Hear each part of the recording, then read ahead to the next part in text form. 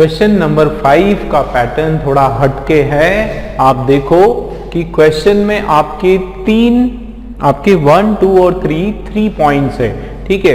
हर एक पॉइंट में आपके जो वर्ड्स है वो साथ में है। दोस्तों ध्यान दो, हर एक पॉइंट्स में जो वर्ड है वो आपके क्या है, साथ में है, ठीक है। एक ये वर्ड हो गया कॉन्क्वेस्ट, दूसरा हो गया कंटेस्ट।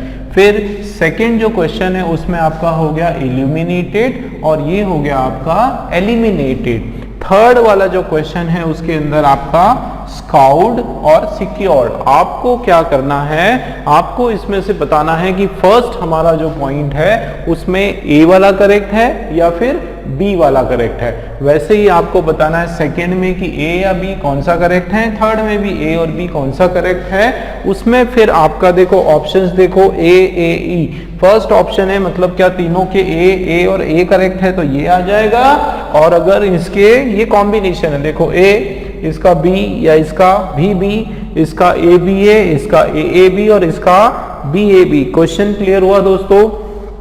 बहुत अलग तरीके के चेंज करके भी क्वेश्चंस आते हैं। मेंस में तो इस तरह के बहुत सारे वर्ड स्वैप्स के क्वेश्चंस पूछते हैं, लेकिन प्रीलिम के अंदर भी वर्ड स्वैप आता है, इसलिए दोनों के लिए ही आप लोगों को तैयार रहना है। चलिए बात कर लेते हैं क्वेश्चन की। फर्स्ट है हमारा, नो कॉन्क्वेस्ट और contest of our country was more systematic for more comprehensive। अब दोस्तों इस पर्टिकुलर क्वेश्चन, इस तरह के क्वेश्चन या मैं कहूंगा कि वर्ड स्वैप के क्वेश्चन में ही आप लोगों की वोकेबलरी बहुत स्ट्रांग होना चाहिए। और वोकेबलरी मैं जल्दी ही उसका सेशन शुरू करने वाला हूं आप लोगों के लिए, तो उसको आपको पूरा देखना है। चलिए, तो वोकेबलरी स्ट्रांग होना चाहिए, मतलब इसकी मीनिंग आप लोगों को क्लियर होना चाहिए। नो कॉन्क्वेस्ट और दूसरा है कंटेस्ट। दोस्तों अगर मैं बात करूं कॉन्क्वेस्ट, तो कॉन्क्वेस्ट का मतलब होता है विक्ट्री, ठीक है। कॉन्क्वेस्ट का मतलब होता है विक्ट्री। और कंटेस्ट जो होता है, कंटेस्ट का मतलब होता है कंपटीशन। कंटेस्ट का क्या मतलब होता है, कंपटीशन। अब आप यदि यहाँ पे no conquest of our country, ठीक है, वॉज मोर सिस्टमेटिक और मोर कॉम्प्रीहेंशन, मतलब यहां पर बात हो रही है। सपोज मैं मान के चलता हूं कि यहाँ पे कंटेस्ट आ रहा है, तो क्या इसका मीनिंग क्या निकल के आ रहा है कि कोई भी विन, कोई भी जो विक्ट्री है हमारे देश की जो है वो विक्ट्री, विन या जीत जो है, या उपलब्धि के सेंस से भी ले सकते हो कि कोई भी उपलब्धि जो है हमारे देश की वॉज मोर सिस्टमेटिक और मोर कॉम्प्रीहेंसिव। वो बहुत ज्यादा सिस्टमेटिक या बहुत ज्यादा कॉम्प्रीहेंसिव नहीं हो सकती है। इसमें मीनिंग में कोई प्रॉब्लम नहीं, एकदम आपका फिट हो रहा है ये।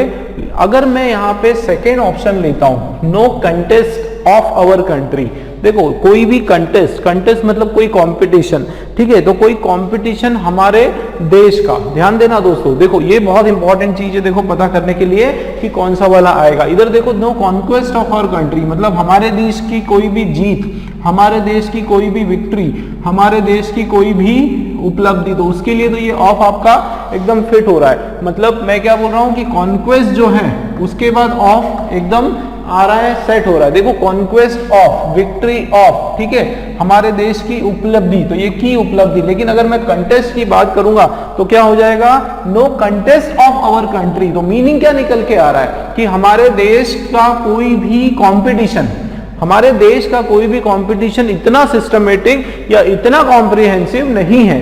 हमारे देश का कोई भी कंपटीशन से क्या मतलब है, क्या होना चाहिए, हमारे देश में कोई भी कंपटीशन, मतलब अगर यहाँ पे कंटेस्ट होता तो यहाँ पर आपका प्रीपोजिशन जो है इन प्रीपोजिशन आना होता कि no contest in our country, हमारे देश में कोई भी कंपटीशन, किसी भी प्रकार की जो कंपटीशन है वो इतनी सिस्टमेटिक या इतनी कॉम्प्रिहेंसिव नहीं है। इसका क्या मतलब है दोस्तों, देखो कितना तरीके से हमने, कितना अप्रोच के साथ हमने पता किया कि आपका जो कॉन्टेस्ट है वो बिल्कुल रॉन्ग हो जाएगा, मतलब बी वाला ऑप्शन नहीं आएगा। फर्स्ट में आपका ऑप्शन क्या आने वाला है, ए वाला। भाई क्लियर हो रही है बात, कैसे कि कॉन्क्वेस्ट, देखो जीत की, जीत देश का, जीत देश है ना, देश की जीत, तो का के की आता है ऑफ का मतलब। लेकिन ये कॉन्टेस्ट है, कंपटीशन है, तो in competition in our company, competition होती है, ठीक है, देश के अंदर। तो आपका ये मैंने क्या निकाल लिया, ए वाला यहाँ पे फर्स्ट ऑप्शन करेक्ट है। ठीक है दोस्तों, नेक्स्ट क्वेश्चन देख लेते हैं। द ब्रिटिश देखो ध्यान दो, एल्यूमिनेटेड, अब एल्यूमिनेटेड का मतलब होता है उसको और ज्यादा हाईलाइट कर देना, ठीक है, उसको और ज्यादा इंपॉर्टेंस दे देना, वो एल्यूमिनेट का मतलब आपका निकल के होना होता है। एल्यूमिनेट बहुत ज्यादा हाईलाइट, उसको हाईलाइट करना, या आप बोल सकते हो उसको चकाचौंध करना, उसको चमकाना, उसको एल्यूमिनेट करना, उसको एनलाइटन करना, एनलाइटन, उसको एकदम रोशनी प्रदान करना, उसमें एक जान दे देना, जान डाल देना, उसके अंदर एक उसको एक तरह से पुनर्जीवित कर देना, उसको बहुत ही एक पॉजिटिव सेंस, ठीक है, कौन सा सेंस हो रहा है, एक पॉजिटिव सेंस का ये इल्यूमिनेटेड है, ठीक है, चमका देना, उसको एकदम ब्राइट कर देना। और ये जो होता है एलिमिनेट, एलिमिनेट का मतलब होता है टू रिमूव, एलिमिनेट का मतलब क्या होता है, टू रिमूव, या उसको दूर कर देना, या उसको वहां से हटा देना, या उसको पूरी तरह से हरा देना, उस नेगेटिव सेंस में। भाई एलिमिनेट का मतलब क्या आ रहा है आपका, नेगेटिव सेंस में। अब आप मुझे बताओ कि ब्रिटिश जो है उन्होंने क्या किया, एल्यूमिनेटेड करा, उन्होंने इल्यूमिनेटेड किया, उन्होंने उसको एनलाइटन कर दिया, उन्होंने उसको जगा दिया, जागरूक कर दिया, किसको, the French as a force in India by 1763, उसको एकदम चकाचौंध कर दिया। तो ये तो कोई सेंस नहीं आ रहा है। क्या सेंस आ रहा है कि ब्रिटिश एलिमिनेटेड, बाहर कर दिया, हटा दिया, रिमूव कर दिया, भगा दिया, ठीक है, किसको, फ्रेंच जो आर्मी है 1763 में, उसकी जो अस्तित्व है उसको ब्रिटिशर्स ने पूरी तरीके से भारत से उस समय एलिमिनेट कर दिया, बाहर कर दिया। तो आपका यहां पर बी वाला हमारा ऑप्शन एकदम सही है, मतलब ए आया फर्स्ट में और सेकंड में बी आया। थर्ड वाला देख लेते हैं हम लोग, the wars against Hyder Ali and Tipu Sultan, ठीक है, ये दोनों हैदर अली जो है टीपू सुल्तान के पिताजी थे, तो दोनों का इनके खिलाफ, अगेंस्ट मतलब इनके खिलाफ जो युद्ध लड़ा गया, किनके खिलाफ, हैदर अली और टीपू सुल्तान के खिलाफ जो वॉर हुआ था, स्काउड एंड सिक्योर्ड, दोनों में से एक देखना है, स्काउड और secured south India for them, south India for them. अब देखो स्काउड जो है दोस्तों, ये होता है आपका पॉलिश, क्या होता है, पॉलिश, पॉलिश या फिर उसको फिनिशिंग टच देना। मतलब आपका ये स्काउट जो है वो कौन से सेंस का है, वो एक पॉजिटिव सेंस का एक सेंटेंस आ गया, उसको पॉलिश करना या उसको शाइन प्रोवाइड करना, या उसको एक पॉजिटिव तरीके से उसको एक कलरफुल तरीके से उसको प्रोवाइड करना, उसमें ज्यादा शाइन प्रोवाइड करना, ठीक है। तो अगर मैं देखूं तो war against Hyder Ali and Tipu Sultan जो है उसने क्या किया, polish south India for them. भाई उनके खिलाफ अगर वॉर होगा तो उससे साउथ इंडिया को फायदा थोड़ी होगा, उसको लॉस ही होगा ना। मतलब आपका ये पॉजिटिव सेंस का क्वेश्चन है। दूसरा देखो, secured, the war against Hyder Ali and Tipu Sultan secured south India for them. तो वो जो वॉर हुआ था उससे क्या हुआ कि उनके लिए साउथ इंडिया जो है वो सिक्योर हो गया। सिक्योर हो गया मतलब उसको कब्जे में करना, कैप्चर करना। सिक्योर का मतलब क्या निकल के आता है, कब्जे में करना या कैप्चर करना, या उसको अपने पक्ष में करना, या उसको क्या करके रखना, फिक्स करके रखना, ठीक है, फिक्स करके रखना, या फिर उसको कैप्चर करके रखना। तो ठीक है, तो यहां पर कौन सा सेट हो रहा है, जाहिर सी बात है कि ये स्काउर पॉलिश का तो यहाँ पे कोई सेंस निकल के नहीं आ रहा है, इसमें सिक्योर आपका ये करेक्ट हो जाएगा। मतलब ये जो कॉम्बिनेशन है ए बी बी, ठीक है, ए बी बी सेकेंड वाला हमारा करेक्ट हो जाएगा। दोस्तों ये क्वेश्चन में क्या देखा आपने कि आपको जो है आपकी वोकेबुलरी स्ट्रांग होना चाहिए, इनके मीनिंग्स आपके बहुत अच्छे से आपके क्लियर होना चाहिए, तो ये क्वेश्चन आप काफी अच्छे से अटेम्प्ट कर सकते हो। क्वेश्चन नंबर 6 देख लेते हैं। क्वेश्चन नंबर 6 आप देखें कि क्रिटिक्स, भाई क्रिटिक्स कौन होता है, जो बिल्कुल आपके कार्य की एक तरह से पूरी वो करता है, एक कार्य के बारे में बताता है कि आपका कार्य अच्छा है या बुरा है, बिना कोई भेदभाव के, बिना कोई आपका पक्ष या विपक्ष लेते हुए वो साफ साफ चीजों को जस की तस वैसा रखता है।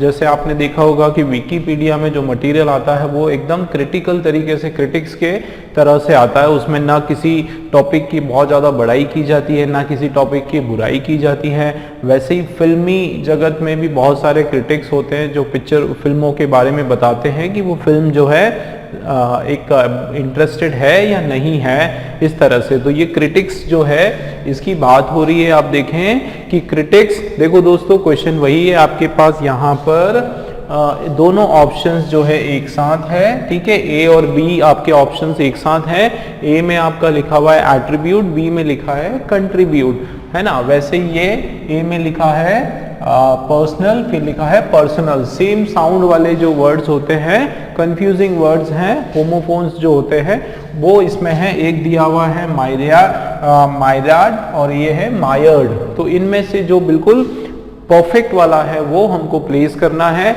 तो इसका मीनिंग आना बहुत जरूरी है तो हम ये क्वेश्चन कर पाएंगे। चलिए बात कर लेते हैं, क्रिटिक्स एट्रीब्यूट या कंट्रीब्यूट। पहले मैं पूरा इसको पढ़ लेता हूं फिर हम लोग एक एक करके समझेंगे, ठीक है। तो ये हो गया क्रिटिक्स, एट्रीब्यूट। कंट्रीब्यूट क्या आने वाला है, this absence of a public outburst in the Kashmir valley to the deployment of security personal और पर्सनल, दोनों में से क्या आएगा, इन मायरियाड और myriad numbers or to the internet blackout or to the curfew restrictions। मतलब एक आप इसका मोटा मोटा मीनिंग देखें तो ये कश्मीर के ऊपर कोई बात हो रही है, ठीक है, कश्मीर के ऊपर बात हो रही है कि क्रिटिक्स लोग जो है वो क्या कहते हैं कि ये जो एब्सेंस ऑफ जो पब्लिक आउटबर्स्ट का मतलब होता है ये जो वायलेंस, पब्लिक का जो वायलेंस है, जो पब्लिक का वायलेंस या पब्लिक जो सड़क पर आके जो धरना आंदोलन और इस तरह से हिंसक हो जाती थी कश्मीर में, इसमें जो कमी आई है, इसमें जो एब्सेंस हुआ है, ठीक है, कश्मीर के अंदर इसमें जो एब्सेंस हुआ है उसका कारण क्या मानते हैं क्रिटिक, उसका कारण क्रिटिक मानते हैं डिप्लॉयमेंट ऑफ सिक्योरिटी पर्सनल, कि ये जो सिक्योरिटी पर्सनल भारतीय गवर्नमेंट ने, जो हमारी गवर्नमेंट ने वहां पे आर्मी की जो बढ़ोतरी की, आर्मी के जवानों का जो वहां पे पोस्टिंग बढ़ाई, उस कारण से जो है ये जो पब्लिक आउटपोस्ट है वो बहुत हद तक वहां पर कश्मीर में कंट्रोल हुई है। और ये किसका मानना है, ये मानना है क्रिटिक्स का, ठीक है। और क्या है, मायराड नंबर और टू दी इंटरनेट ब्लैकआउट और टू दी कर्फ्यू। उसके अलावा और क्या क्या रीजन है कि इंटरनेट ब्लैकआउट हुआ या कर्फ्यू रेस्ट्रिक्शंस हुआ, मतलब वो जो सिक्योरिटी पर्सनल की वहां पर डिप्लॉयमेंट हुई, उस कारण क्या हुआ कि बहुत जो कंट्रोल है वहां का, कश्मीर का लॉ एंड ऑर्डर जो है वो पूरी तरीके से कंट्रोल में आया। ये तो था क्या,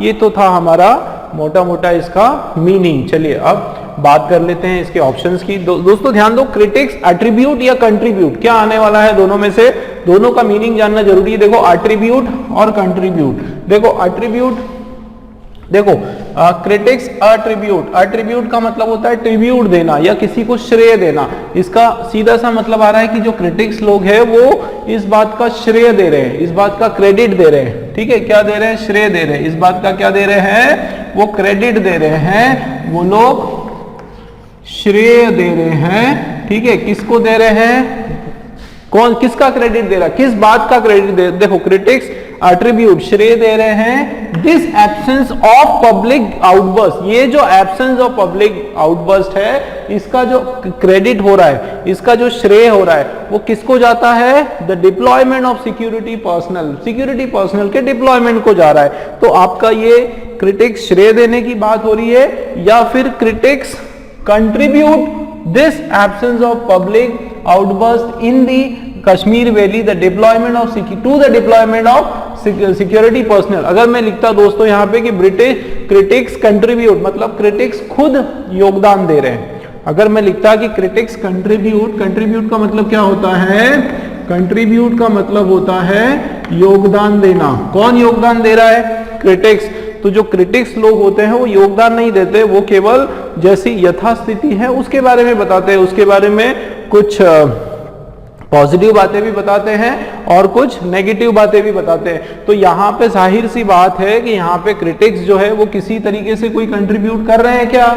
भाई वो क्या कंट्रीब्यूट कर रहे हैं सिक्योरिटी पर्सनल को डिप्लॉयमेंट में? उनका कोई योगदान हो रहा है क्या? नहीं हो रहा है। वो तो क्या काम कर रहे हैं, वो तो केवल क्रेडिट दे रहे हैं, वो क्या दे रहे हैं, केवल श्रेय दे रहे हैं। ठीक है, तो जाहिर सी बात है इसमें फर्स्ट वाला हमारा ए वाला आएगा। क्या आएगा दोस्तों? ए वाला। एक चीज और याद रखो कि जब हम एट्रीब्यूट लिखते हैं, इसका मतलब है कि हम किसी कॉज की बात कर रहे हैं, किसी एट्रीब्यूट के सेंस में आ रहा है, किसी कॉज की बात कर रहे हैं, किसी फैक्टर की बात कर रहे हैं, या किसी कारण की बात कर रहे हैं, किसी रीजन की बात कर रहे हैं। और जब हम लोग क्या लगाते हैं, कंट्रीब्यूट लगाते हैं, कंट्रीब्यूट के केस में हम किसी रिजल्ट की बात करते हैं। किसकी बात करते हैं दोस्तों? रिजल्ट की बात करते हैं, कोई असर की बात करते हैं, कोई इंपैक्ट पड़ता है, हम उस इंपैक्ट की बात करते हैं, या फिर आपका इफेक्ट, क्या फर्क पड़ रहा है, उस प्रकार के किसी इफेक्ट की हम बात करते हैं। किस कंडीशन में? जब कंट्रीब्यूट लगाना हो। ठीक है, कंट्रीब्यूट लगाना मतलब उसको योगदान देना। ठीक है, एट्रीब्यूट करना मतलब उसकी तारीफ करना, उसका कारण बताना, उस फैक्टर का रीजन बताना। ठीक है, तो यहाँ पे जाहिर सी बात है कि क्रिटिक्स जो है वो उसको क्या दे रहे हैं, श्रेय दे रहे हैं। क्रिटिक्स एट्रीब्यूट कर रहे हैं, श्रेय दे रहे हैं। ये जो अब्सेंस ऑफ ये जो पब्लिक आउटबर्स्ट हो है कश्मीर में, कश्मीर वैली में, वो किसको दे रहे हैं? देखो to the deployment of security, को दे रहे हैं। मतलब फर्स्ट वाला हमारा क्या हो गया? फर्स्ट हमारा नंबर 1A आने वाला है फर्स्ट पर। अब देख लेते हैं आगे। देखो डिप्लॉयमेंट, फिर से critics attribute this absence of a public outburst. ठीक है, आउटबर्स्ट मतलब रोष होना, वायलेंस होना in the Kashmir valley to the deployment of, deployment मतलब पोस्टिंग करना, किसको? सिक्योरिटी पर्सोनेल या पर्सनल। दोस्तों पर्सनल जो वर्ड होता है, पर्सनल हमेशा किसी सिक्योरिटी, जैसे सिक्योरिटी पर्सनल होता है, पुलिस पर्सनल होता है, आर्मी पर्सनल होता है, कोई पोस्ट पर्सनल मतलब किसी पोस्ट पर बैठे हुए कोई भी पर्सन, उसकी बात होती है पर्सनल, जवान। ठीक है, पर्सनल का मतलब होता है जवान। ठीक है, जवान जो होता है, तो ऑब्वियसली सिक्योरिटी के साथ क्या आने वाला है? पर्सनल आने वाला है। और ये आप देखो यहां पर क्या है? पर्सोनल। तो इस पर्सनल का मतलब होता है निजी, इस पर्सनल का मतलब होता है निजी। तो यहाँ पे कोई निजी तो बात नहीं हो रही है हमारा, this is my personal matter. मैंने बोला this is my personal matter, मेरा ये निजी मामला है। तो यहाँ पे डबल एन नहीं आएगा, ठीक है, NAL आएगा, ये वाली स्पेलिंग आएगा। लेकिन मैंने बोला कि जैसे my brother is military personnel, मतलब मेरा जो भाई है वो आर्मी का जवान है। ठीक है, तो ऑब्वियसली सिक्योरिटी पर्सनल ए आने वाला है, मतलब आपका ये सेकेंड पोजीशन पर क्या आने वाला है? ए। आगे देख लेते हैं पर्सनल इन, दोस्तों ये होता है मायरियार्ड और दूसरा है मायर्ड। एक होता है मायरियार्ड, दूसरा है मायर्ड। देखो मायरियार्ड का मतलब होता है प्लेंटी, काफी, है ना, काफी या सफिशिएंट। ठीक है, बहुत मात्रा में, काफी मात्रा में। मायरियार्ड मतलब ह्यूज अमाउंट, काफी मात्रा में, सफिशिएंट मात्रा में। और मायर्ड का मतलब होता है फंसा हुआ, ठीक है, अटका हुआ। ठीक है, ये आपका एडजेक्टिव है और ये आपका वर्ब है। इसका मतलब होता है फंसा हुआ, फंसा हुआ कहीं पर किसी मुसीबत में, कहीं पर किसी काम में अटका हुआ। तो मायर्ड नंबर, जाहिर सी बात है यहाँ पे काफी नंबर की बात हो रही कि ये जो सिक्योरिटी पर्सन है इन प्लेंटी ऑफ नंबर्स, काफी नंबर में ये है। और टू दी इंटरनेट ब्लैकआउट और टू दी कर्फ्यू रेस्ट्रिक्शन, इन सब मामलों को भी ये संभाल सकते हैं। मतलब ये हमारा ए वाला, तो हमारा जो है ट्रिपल ए का स्ट्रक्चर बन गया। मतलब फर्स्ट वाला जो है वो हमारा करेक्ट है। क्वेश्चन नंबर 7 आप लोगों के सामने है। Question number 7 says that reading books help you aware, okay, so this is our blank, okay, so reading books help you aware and know about various concepts and resources that you might not be understand of. You are better helped with resources to face challenges and equipped others face challenges. तो दोस्तों 4 options आप लोगों के सामने हैं, हमको देखना है इसका रिप्लेसमेंट, इसकी प्लेस बराबर है या नहीं है। चलिए देखिए, रीडिंग बुक्स हेल्प यू, देखो ये क्या दिया हुआ है, ध्यान दो, रीडिंग बुक्स हेल्प यू। भाई reading books help you what, तो help you dash, reading books help you dash, तो मतलब ये लग रहा है कि रीडिंग बुक हेल्प्स यू, कुछ एक्शन की बात हो रही है।